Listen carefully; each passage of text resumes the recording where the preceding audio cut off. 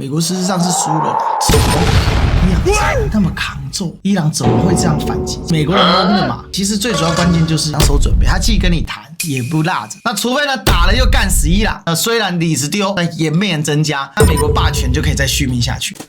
Ladies and gentlemen, welcome the host.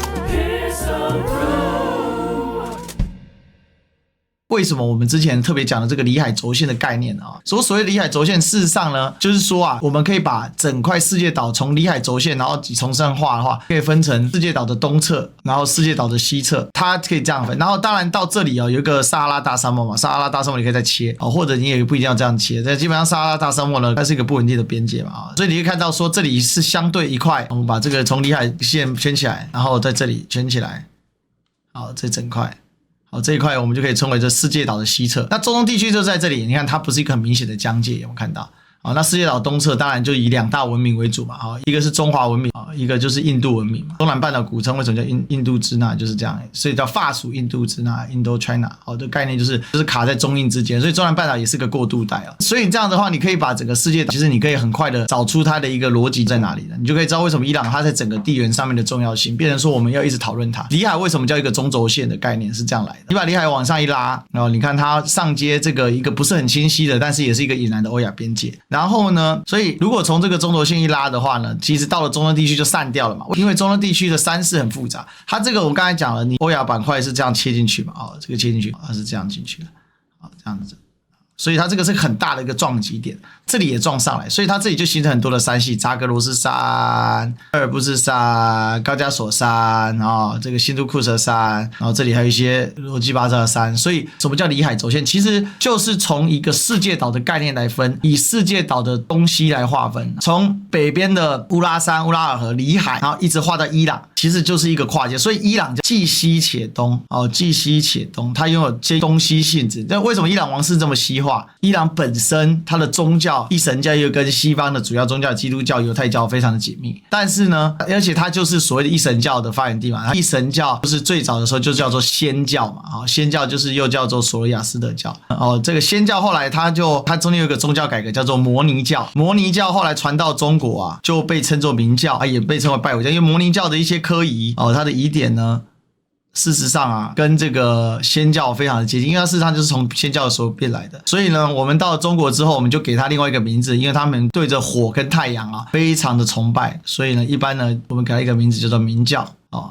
那明教當時在中國就叫紅巾軍嘛，就是他們的這個政權叫紅巾軍，所以呢，這個紅巾軍的明教這個念頭其實跟波斯是有關係的。所以伊朗的新年是春分新年。那為什麼春分呢？因為從春分開始呢，太陽的日照時數會超過晚上，所以呢，這個叫做善神戰勝啊，善神叫阿胡拉馬茲德，他跟惡神呢是死生相鬥，這樣的觀念到今天伊朗還有伊朗革命衛隊用這個惡神啊來調侃川普跟納坦尼亞胡啊，所以。這個概念它是這樣子來的。很多東西我們在講的時候，你要知道說，伊朗它在這個世界的重要性，它是不管是在歷史、文化、宗教、地緣，還有呢它豐富的油氣，全世界上超過1半以上的油氣都匯聚在這整個以波灣為核心的一個油氣帶，所以伊朗它就是一大列山系的堆積。但是大家仔細看哦。對比阿富汗那個簡單粗暴的地形，阿富汗這裡有一個關口可以穿過去，叫白夏瓦山口。白夏瓦山口的西邊就是喀布爾，它的首府，然後穿過去就是阿富汗的另外一個大城白夏瓦，再過去就進入到了巴基斯坦地界，也就進入到南亞。所以它這個地形，它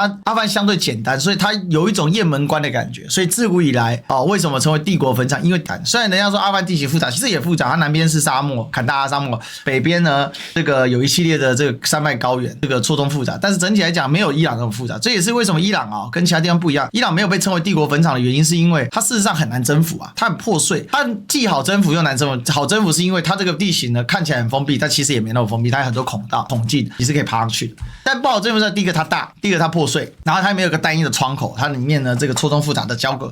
所以我覺得，與其糾結伊朗到底是不是一個完整的一個形式，不如我當時我腦門一拍就想到說，那我們乾脆叫做裡海軸線，這樣的話大家就比較好理解。這就是我為什麼把裡海軸線拉出來。那伊朗作為橫跨東西，它從來就不是一個就是容易被征服也不容易被征服。你征服了它，你得跟它合作。比如說巴勒维王朝當時非常的親美，但是巴勒维王朝有没有它很強的自主性？其實是有的。很多人以為巴勒维王朝只是單純的一個代理人，其實沒有。只是呢，巴勒维王啊，就是太腐敗了，並且呢，經濟的果實分配不均。那伊朗這個特質就在這裡啊。你看哦，它發展農業可以發展一點，但是沒辦法大發展。它發展畜牧業啊，但是還是偏乾旱啊。畜牧業本來也沒辦法致富，但它又有一個波斯灣南岸的這樣大量的油氣田的存在，所以它就有一個比較有趣的現象，就是這個油氣田非常廣啊，大概可以這樣畫，對，一路到這裡形成的這個兩個流域其實是把波斯灣給填起來了啦啊，所以其實那個古代的話，這是一個海灣嘛。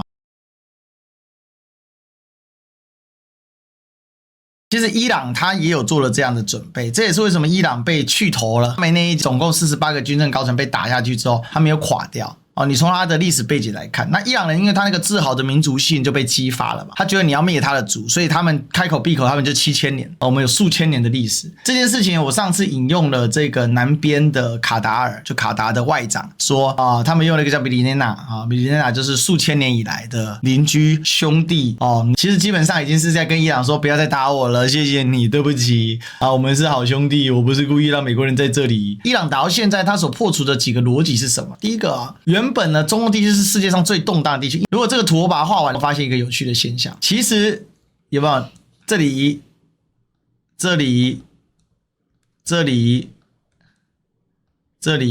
它事實上就是一個世界坐標軸嘛，東西南北都會通。所以在這個邏輯之下呢，它事實上是整個就是區域的最核心的地區。他們本來只要能夠做生意就會非常好過，可是美國幾乎湊齊了所有讓伊朗硬起來的元素嘛。第一個，你對它實施長期的禁運嘛；第二個，你把它的上層一口氣全屠了，屠了之後連家族都屠了，然後以色列更狠，這個連拉尼賈尼連他的家人都要殺光。基本上呢，你讓伊朗人再次激發了危機意識。那這麼大型的一個十字路口，它等於相當於世界島十字路口，控制伊朗、控制中東，等於控制了整個大陸的核心地帶。你要往非洲、往亞洲、往歐洲都非常非常的方便。所以美國人在這邊是不能退的。所以他為什麼在波灣州有這麼強大而密集的一個所謂的基地的族群？沙特的大型的蘇丹王子基地嘛。那這個炸其實有一個內涵在啊，在這個巴里麥納麥的第5艦隊總司令部，然後在卡達爾的烏代德空軍基地兼這個什麼中央司令部都在這裡。那科威特啊，變成說，如果你作為一個海權國家，你必須把這裡給徹底的鉗制住，才可以讓陸權沒辦法真正折起來。陸權的強大本質在什麼？在於一個陸地的安全跟穩定性，所以它得以延綿不斷的擴張，這是陸權。海上它就有極強的變動性，而且它不穩定性，所以要鞏固海權一定要做幾個事情。第一個，你要有大量的海外基地；第二個，你要有強大的艦隊跟空軍，海空權要很強；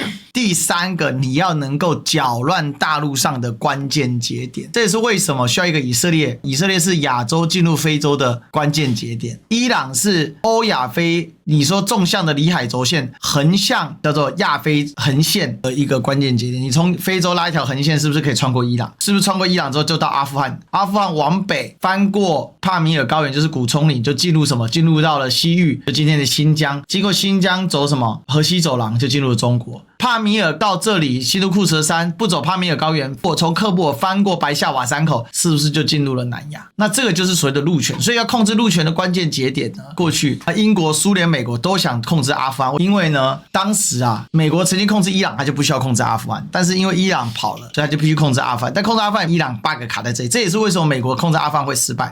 他控制了伊拉克，控制了阿富汗，他就沒有控制到伊朗，所以導致美國其實最終啊，2001年所發起的20年小布希的反恐大時代大潮，為什麼最終以失敗告終？事實上就是因為沒有能夠控制伊朗這個最核心。其實不管是阿富汗或者是伊拉克，他們的地緣屬性都不若伊朗來的更加的強大，這一點大家要了解到。所以陸權的重新整合當中，為什麼對於海權霸主來講就非常的難受？首先第一個，因為美國發動了俄烏戰爭之後，你裡海軸線的北部啊，其實長期以來它是推展到哪裡？它是推展到了這個東歐平原西部，因為這個地方其實並沒有一個明顯的一個天然組合嘛，所以它其實是推展在這個地方。但是呢，因為烏克蘭戰爭的發揮啊，導致啊這個整個東亞地緣裡面呢3大塊嘛，北邊的俄羅斯、北亞、東亞的中國、南亞的印度，俄羅斯跟中國做了整合。然後呢，俄羅斯呢跟印度本來就有連線，所以中國跟印度雖然一直不是很合啦，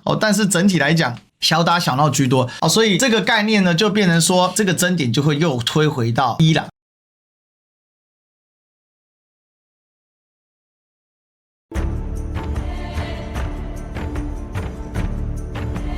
他這就是在挽回他的什麼？依照這個訊爆飛出去的那些小火箭彈，這應該是一個輕型武器庫，不是重型武器庫。那這場戰爭呢，這個你就可以看到說，為什麼這個打伊斯法罕這裡面它炸成這樣？因為它作為一個整個在伊朗地形裡面的重要的節點嘛，這個色拉子、伊斯法罕、德黑蘭、大布里士，它這個等於說有沒有在中間？那馬沙哈德是比較遠啊，所以伊斯法罕其實相當於是伊朗的中部的一個防守重鎮，所以這裡這一次被炸有大量的這個輕武器跑出來，因為你看它這個訊爆之後，它是很多那種小的武器在亂啊，它不是什麼大的那種武器。我的這個轟炸機部隊也非常的吃緊，不斷在投入啊。這個參考了一下團座這個講得非常的好，大家來看一下這一小段啊。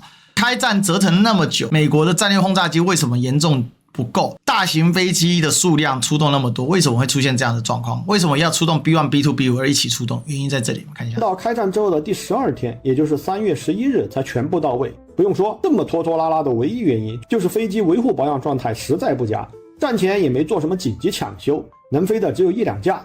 發現打不動，轟炸機必須去歐洲部署了，才連滾帶爬的重新檢修。所以，即便董王和海排長再着急，也只能修好1架飛1架。说了海排长在黑格塞斯巨長的時間，整個轉場過程搞得人盡皆知，還被美國的自媒體來了場全程直播，完全失去了突然性，場面搞得十分尷尬。但是不管怎麼說吧，折騰了這麼久，好歹也算是把18架戰略轟炸機集中到了歐洲。相比從美國本土基地出發空襲伊朗的飛行航程，還是大大縮短了。有了持續出動進行長時間壓制的可能。這時候团座的美利坚滤鏡这個就是 B1B 兵，很帥。有了持續出動進行長時間壓制的可能。這時候团座的美利堅濾鏡就開始搞事了，總是覺得這美軍如果每天都能出動10多架戰略轟炸機去伊朗，伊朗現在還真沒啥手段能對抗。你看這飛機，美國的飛機的狀況，機況就長這樣，太老了，幾十年的老爺子都比我還老了。這是對伊朗抵抗能力的一場。你看這個飛機生鏽啊，龍皮也不平整啊，大考。結果呢，考的不是伊朗，反而是美軍，而且美軍眼看着就要考不及格了。當他們持續出動戰略轟炸機之後，那真是狀況不斷。這個是 B2。從3月12日轉場完畢以後，美軍每天基本上都會出動轟炸機飛到伊朗去轟炸，但是數量就比較可笑了，每次都只會派出2個雙機編隊，有時候是2架 B1B， 有時候是 B1B 和 B52各1架，也就是說部署到英國的18架轟炸機裡，每天能夠動彈得了的最多只有4架，還不到1/4。聊到這兒，說句實在的，打仗和過日子只有4架。好，這個感謝這個團座的分析哦。其實我也是看了這一段分析之後呢，我真的覺得帝國真的遲暮之年。那這就是我想說，為什麼川普想退了？房地產商人啊，見好就收是房地產的常態。這個房地產商人其實看到的是這棟豪宅啊，它的一個拍賣啊，它的一個炒作已經到了一個頂點了，再炒作已經沒有東西可以炒作。那怎麼辦呢？趕快閃人。所以他本來預估4到6週嘛，但現在都第5週了。5月13號，中美元首要會談。如果發動地面戰，一般也要4到6週才有個基本的結果的話，很明顯地面戰會不會打是有機會，但是機會顯然呢反而在下降。在這樣的一個情況之下，接下來要怎麼辦呢？這個幾個點嘛，第一個，對於現在伊朗作戰，要麼再加大投入，但沉沒成本繼續上升嘛，你都損了一台E3了 ，KC-13我都已經不知道損幾架了，至少10架我看。那這樣再下去，第二，你這些轟炸機 B1、B2、B52 高強度的每天這樣運作，會不會又出意外跟幺蛾子？我們剛才解釋了伊朗的重要性，伊朗的特殊性，美國人懵了嘛？怎麼可能？伊朗怎麼那麼抗揍？伊朗怎麼會這樣反擊？其實最主要關鍵就是伊朗的二元性，他做了2手準備，他既跟你談也不落着，所以現在就很多人在吹伊朗伊斯蘭革命衛隊當然吹不吹這是隨個人因為他占奪了國家40%的天然資源，60%的地下經濟，看起來伊朗伊斯蘭革命衛隊確實是狠狠的準備了一堆禮物送給美國，只是作為一個二元屬性很強的國家，伊朗伊斯蘭革命衛隊一直被壓在最高領袖的下面，最高領袖一直在尋求這個契機，所以他就沒有達成。所以伊朗到底有沒有核濃縮鈾呢？有沒有武器級的？肯定是還沒達到，因為這就是它的二元屬性，它讓你覺得我可能有，但是呢我現在沒有，所以這是我們可以談判的空間，這就是商人。這時候要怎麼找退場呢？當然第一個要找錢嘛，那錢哪裡找？來看一下哈，這個是最新啊，川普的發言人怎麼說The Persian Gulf War, 1990 to 1991, Arab countries paid for the vast majority of the cost of the war. Kuwait, Saudi Arabia, the UAE. Who's paying for the cost of this war? Will those Arab countries step up to do just that? Well, I think it's something the president would be quite interested in calling them to do. I won't get ahead of him on that, but certainly it's an idea that I know that he has and something that I think you'll hear more from him on. But I know the president has set a deadline for April 6th in just 1 week. What does the president need to see to not move forward with those strikes by April 6th? Well, I think he said it in his Truth Social post this morning. He wants to see a deal over the next 10 days. That timeline is waning, several days left, and we'll see. I won't get ahead of it. We'll see what happens in the end of the 10-day period. Does the administration support a regime or system where Iran is effectively charging tolls on these vessels to access? That's not something we support, and I would reject that they are cherry picking. In fact, as you know, these tankers that are moving through, the 10 that were previously announced, and now the new 20, the announcement of 20 additional tankers, which we expect to see over the coming days, are a result of the direct and indirect talks that are taking place between the United States and Iran. 美國既然要跟伊朗來討論要放幾台船出去，所以其實仗打到現在啊，美國事實上是輸了啦，可以這麼講。那這個川想退，這就是一戰的起點。這場伊朗戰爭雖然現在持續了1個多月，但是它改變世界的幅度，我認為不輸俄烏戰爭。俄烏戰爭之所以打得這麼慘烈，它還有一部分是消化了蘇聯解體的時候沒有打的戰爭。因為蘇聯解體的時候呢，他們透過阿拉木圖合約、阿拉木圖條約呢，成功的整體的整隊變成了獨立國家國協嘛，大陸叫獨聯體嘛所以他沒有打這個仗，但事實上這個仗一直隱含在獨聯體，也就是前蘇聯的共和國之間所以這一場遲來的仗呢，它的這個能量爆發才會如此的劇烈才會打得這麼的慘烈。如果從一個比較歷史縱向脈絡來看的話，這個其實是這樣的概念。可是伊朗這個戰爭呢，因為它其實已經持續很久，從1979年到現在，這已經是一個長期已經長達47年的長時間的對抗，它只是需要一個真刀真槍的節點，而這個真刀真槍的節點必須是美國得親自下場，而不是像12日戰爭那樣魔法對轟。再往下來走，就是說這個伊朗這個戰爭這就變成說它一定要有一個能量的釋放點。所以如果從一個比較大的歷史框架，用大史框架來看，美國下場跟伊朗幹一架，這是必須的。那只是你下場的時間點是什麼呢？結果美國恰恰選在這個時候下場。那你選這個時候下場，變成你想要正常能量釋放，你的效果都會非常有限嘛。因為現在並不是你體質最強大的時候。那更甚者呢，因為俄烏戰爭剛才講了嘛，世界島的中軸線嘛，當世界島逐步的要恢復到陸權整合的態勢的時候，海權是一定要做出劇烈反應的啦。因為海權所仰賴的就是陸權國家之間的不協調而得到最大的利益它的邏輯是這樣嘛。所以伊朗這種所謂的陸權的關鍵節點，它勢必要出現一些戰爭。所以一戰的起點是什麼呢？接下來就要看美國是加大投入還是斷掉，這是最大的關鍵。如果它是一個加大投入的一個狀況的話，那在這樣的情況之下，整個伊朗戰爭所造成的影響就會更加的深遠。因為加大投入之後，能不能幹死伊朗？幹死伊朗，美國也很虛了。那如果幹不死伊朗，美國就更虛了。那海權的退化就會比現在更快，但是跟伊朗談一談轉頭就走的狀況之下，海權的萎靡它就不是在物理意義上萎靡，而是它是在所謂的形式跟態勢上的萎靡。但是整體來講會稍微延緩一下，可能的慘烈的狀況或者說延緩的狀況會比原本你從幹一架的方式來得更好一點。因為幹一架這種東西叫加速，所以現在叫做沉沒成本的估計，這個就變成問題就回到川普。歷史上很少有這種機會，就是給一個領導強人來決定這個歷史節點的時候那川普確實他走到了這個點上。其實這場仗打到現在呢，我們已經感覺到已經遠遠超出最先開始的美國人的預料，而這個預料其實具體呈現他們對於伊朗強韌性的低估。所以有時候節點是打出來的，歷史的發展它還是必須通過一些很激烈很劇烈的手段來做出不管是轉折節點或者是變化。今天我們就可以看到說，伊朗呢地面戰部隊已經抵達了中東並 BBC News 啊，隨着美國抵達中東，伊朗稱部隊正等待美國士兵。為什麼？第黎波里號3500名海軍陸戰隊跟水兵隊員已經抵達了伊朗的外海了。所以接下來歷史的關鍵節點正在發酵當中。一戰的起點在哪裡？不打上 Taco， 美國顏面是丟了，但是實力依然在。大家雖然會笑他，但是美國還可以再撐上一段時間。打了，美國也不會馬上死，但是顏面丟，裡子也丟。那如果是這樣的話，那除非呢打了又幹死伊朗，那這一下呢雖然裡子丟，但顏面增加，那美國霸權就可以再續命下去。這就要看接下來會發生什麼樣的一個事情。